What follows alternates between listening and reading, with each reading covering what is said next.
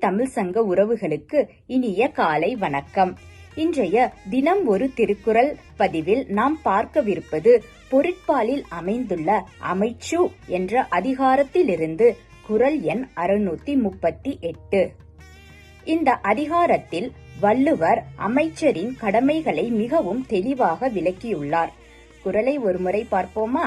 அரிக்கொன்று அறியான் எனினும் உறுதி உளையிருந்தான் கூறல் கடன்.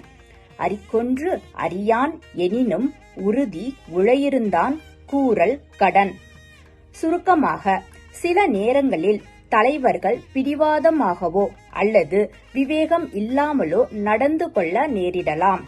அந்த சூழலில் அமைச்சர்கள் என்ன செய்ய வேண்டும் என்பதை மிகவும் தெளிவாக வள்ளுவர் இக்குறளில் விளக்கியுள்ளார். குறளின் பொருளை சற்று விரிவாக பார்ப்போமா?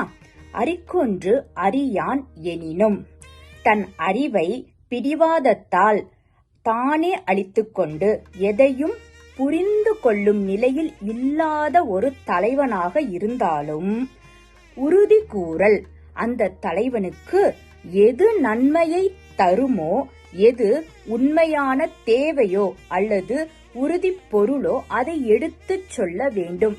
யார் எடுத்துச் சொல்ல வேண்டும்? உளையிருந்தான் கடன். தலைவனுக்கு அருகில் இருப்பவர்கள், அவர்கள் அமைச்சராகவோ அல்லது நண்பர்களாகவோ கூட இருக்கலாம்.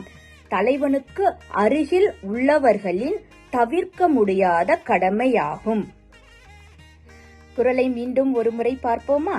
அரிக்கொன்று அறியான் எனினும் உறுதி உளையிருந்தான் கூறல் கடன். நன்றி, வணக்கம்.